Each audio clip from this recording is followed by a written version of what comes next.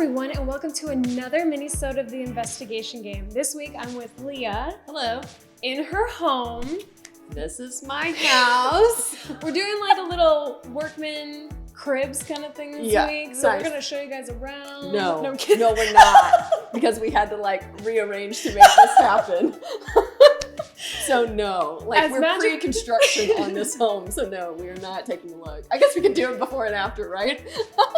Anyway. That'd be so funny, but this magic here was definitely made by pushing several things that way, so it looks good still. Well, thanks.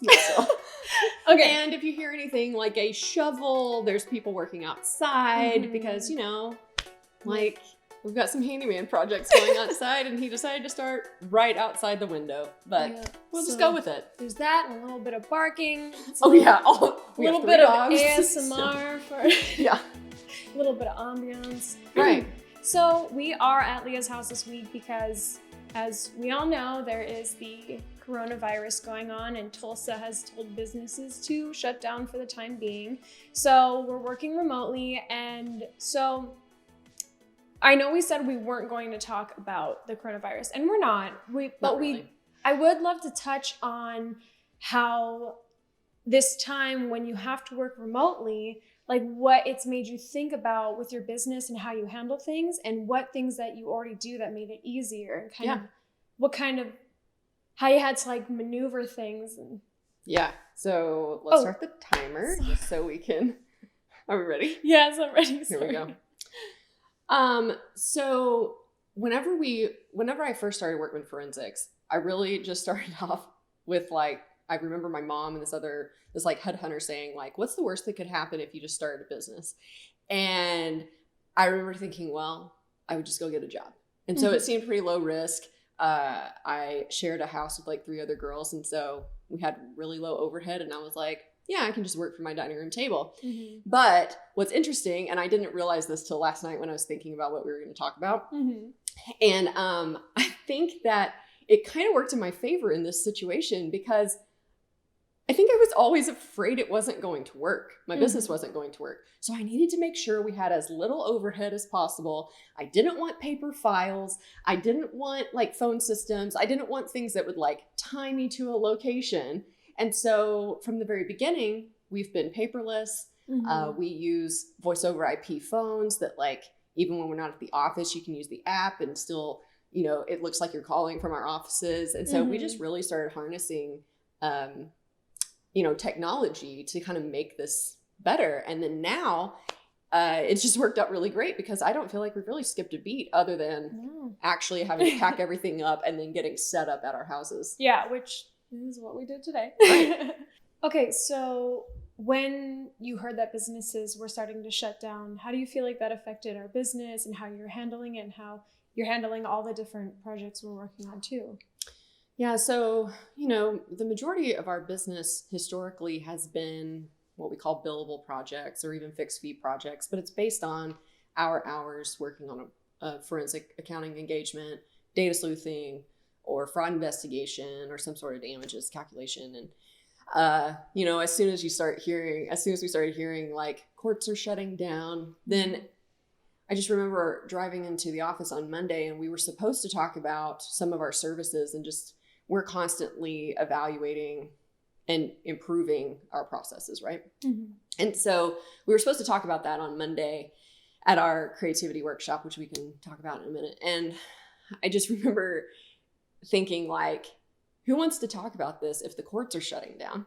Like, how many cases are we really going to get if, we're still going to get those cases, but now there's no rush. There's no court deadline because things are postponed. And so just everything we do is not going to be, we can still work on the projects we have in-house, but they're not going to be as much of emergencies, right? And then thinking too about our clients who want us to work on these cases, and are they going to want us to continue? Are they going to want us to stop because their business has changed? Just going into the office on Monday, I just thought we need to pivot. We need to just think about where are people right now and how can we help them during this time? And we don't know how long it's going to last. So we might need to even think about what are the products and services that we have that could be successful in the longer term, just more than the 15 days. Yeah, I understand that. So when it comes to the creative workshops, because I really enjoy them, I think they're a lot of fun. I'm glad we started. It does doing make them. everyone show up on Monday. Yeah. Right? You talked about that before. Yeah, where I want it. Like I think there was one day with Gustavo, and I was telling him how I was feeling sick, and he was like, "Well, just don't go in." I was like, "But it's the creativity workshop." Right. I know. It's so fun. And it is really fun. So what made you decide to start doing that, and how has it made your business better or stronger? A couple of years ago, I was reading a book. It's called The Ultimate Sales Machine. And I think it's by Chet Holmes. The book's at the office, so I couldn't check prior to us recording this. And he talked about like using this workshop format to improve your processes, and particularly like helping your sales team understand like what your mission is, and just really involve everyone that a sales process touches, involve them in the conversation to like improve everything and serve your customers better ultimately. And that's as far as I got in the book. I've never finished that book because this workshop thing just really resonated with me. And so last year we were really improving and automating our processes. That was our focus, like for our services: data sleuthing, forensic accounting, fraud investigations. And there's a certain format to these workshops. And the idea is that you start with what works about whatever problem you're solving. You present the problem, and then you say what works. And everyone takes a minute to actually write down what they think works about the project. And what's interesting is this is the most challenging question for a lot of groups, because they immediately want to go to what doesn't work, what's bad, or how can we improve it? But it's a very structured process. So no, I mean, I've had to stop people before and say, nope, we're focusing on what works. Yeah. So you say, what works about this process? And then everyone goes around the room and you just do the whiteboard, and eventually everyone's answers kind of start overlapping so you can see what's most important. Then you look at, within this problem or situation that you're trying just to improve, what doesn't work? And this list is usually really long, especially when you have everyone in the room, like not just management, not just analysts, not just, admin, or not just creative. And then you look at like, what are like steps that you can take to improve this process now? Like, what are some of those suggestions? And then what can we implement? And then that's when you kind of start like handing out assignments. And so we started doing this, and it was just so successful that probably like September or October of last year, I just decided, let's just take an hour at the beginning of our week. So every Monday at around 10 a.m., usually 10 a.m., we spend an hour solving some problem. And they're not all just like my ideas, or, you've presented at one, Rachel's presented at one, and they're really fun. And so anything we wanted to improve, yours was on social media. Yeah. And just how do we improve these things? And what I like about this process too, or using this workshop, is that the things we're discussing in this creativity workshop are not like a list of things that we need to go do that week. It's really like changing the way that we think about it going forward, which then creates more work. So then this week when I'm going into the office, and I thought, we don't need to talk about improving our services marketing. Like, that doesn't make sense right now. And so instead I called it the Corona Creativity Workshop or something. Yes, and I just said, like, let's make a list of what we have.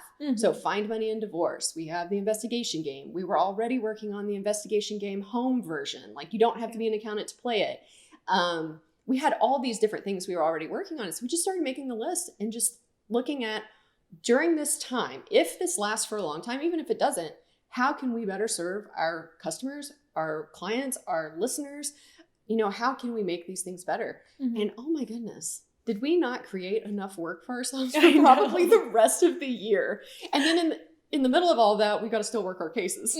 So I thought it was fun. Yeah, I thought so too. And one thing I really enjoy is that this is kind of a concept that I feel like usually colleges use, or more businesses that are about creativity, like marketing and that kind of stuff. But this is a forensic accounting company. Yeah. So it really shows that any type of company can use this kind of system to kind of boost their team and give them different roles that they wouldn't even think of, or kind of touch base on where everybody's at, which I think is really cool. Well, and what I love too is that it gives everyone a voice, because you don't just have your alphas in the room like taking over and telling everyone what they need to do.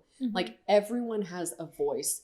And I think it also shows everyone what they actually know and what they can contribute. Yeah. Because I know that we've been talking about topics before, and I can just see on your face at the beginning, like, I know nothing about this, because it might be really technical. But then by the end, you'll say, well, would it help if we communicated about it this way? I mean, amazing. And so, and not only do we do this once a week, which is what we're talking about, the creativity workshop, but anytime we have a case, we use a similar format to even build the case plan. Yeah. And what I love about using it in that way is that it actually like is an opportunity for me to train the team, or to find out like, oh, we didn't even know Rachel knew about this. And so it allows everybody to kind of bring their skill sets. And I think it's a very safe space whenever we do these workshops. I think so too. And using this format, it just is a safe space. So, and no one, I don't think, I mean, you can, I guess, correct me in front of our listeners if I'm wrong, but I feel like no one ever feels like they've had a bad idea. No. Because, and we may not get to an idea, but it's not like, oh yeah, no, we're never doing that. It's like, but we could. And I think that's really exciting. And I've definitely been in environments where it's so easy to put down an idea without even realizing you're doing it. Right. And I don't think we've ever really had that moment once with the creativity workshops, because it's more just like, I'll suggest this, see how it works. Because every time I suggest something, I always start it with, I don't know if this makes sense, and I don't know if I'm understanding correctly, but what if we thought of this? And you guys are always like, oh, that totally makes sense. Right. And I'm always sitting in the back of my head thinking, that was right. That was okay. Yeah. Which is like something you kind of forget. Yeah. Is that our time? That is our time. Wow. Okay. Well, awesome. Well, I do think we should just take a second just to talk about two of the things that we're most excited about from our creativity workshop this week. And one is, I'll talk about the Find Money and Divorce, and then you can talk about the game changes. But so first of all, Find Money and Divorce Module 1 is ready. Like, it's ready. Ready? Ready. Nice! So we now have the Find Money and Divorce Module 1, Get Organized in Your Divorce workbook available on Kindle. So it's $19.99, and there are sample templates. We tell you how to get organized. I think it's amazing. I think it's really great. I mean, I know that I wrote it, but like, this has just been so many years in the making, and I know how many clients this would have helped in the past. And so I'm excited to see how many people are helped by it here in the future, and especially when maybe the world is slowing down a little bit, so maybe they have some time to like dig in and start getting organized and looking at some of their information. And then secondly, so we have this workbook, but also we have an online course called Get Organized in Your Divorce, and it the workbook is actually part of the course if you buy the entire course. And you can go to findmoneyanddivorce.com to register for that. And it includes an instructional video. We have a really slick dashboard that Rachel has designed. Oh, yeah. That creates the templates for you. And then you just enter the information. And then we have video tutorials for every step. And then, of course, you get the workbook. So we're going to help a lot of people get organized in their divorce. So whether you're a professional or whether you need this for yourself, it's going to be really helpful. Yeah. And the best part is you can do it on your own time. You don't have to talk to anybody if you don't want to. You can just handle it on your own. Right. And you learn everything. Like, you're not relying on several different people to figure it out. Right. So. And if you get in the middle and you find that this is overwhelming, then you can schedule a coaching call. Yeah. And we'll help you. Or if it's just way too big, obviously we'll still work the case. But I'm really pumped about it. Okay, so you have to talk about the game. This is going to be super quick. So we had scheduled a lot of dates with different universities and chapters about playing the game. And because of the current situation, a lot of them had to cancel their events. So we've had a couple of different schools reach out to us asking if there is a different version. So we have been working on a version so that universities can still have the game presented to their students and still have the lesson. And it's all online, so they don't have to worry about like us coming over there or like having to deal with the materials. And although I will say the in-person game is a lot of fun and I still recommend it for when you can, this online version is still a great replacement for what the physical game is. Yeah. And I think it's just a great opportunity because now we can reach people like overseas. Right. And so... And it's not just for universities. Oh, It can be for companies if you want like the one-player game. The one thing I will add is that this is not NASBA approved. Yeah. Or a NASBA sponsor because of the online nature of it. But it's going to be... Yeah. It's really, really good. So I anticipate we'll be live with that in a couple of weeks. Yeah. And I mean, we crushed it yesterday. I know. Like brainstorming how with our workshop. That's right. That was a little different. Yeah. We basically were like, we got to figure out how to do this. I like when we were like, okay, well there was like a whole, what's it called? We have a whole flow chart. Of all the different options you can take on the game. And anyway, it's a lot of fun. So stay posted. Stay tuned. Yes, because we will be releasing that as soon as possible. So everybody, especially with universities trying to keep up their like have enough for their students to do. Yes, that's the word I was looking for.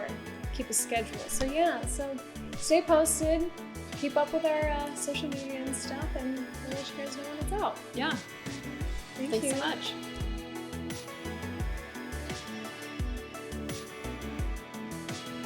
The investigation game is brought to you by Workman Forensics. For more information on the business and its services, visit workmanforensics.com. Find us on social media on any social media platform at Workman Forensics.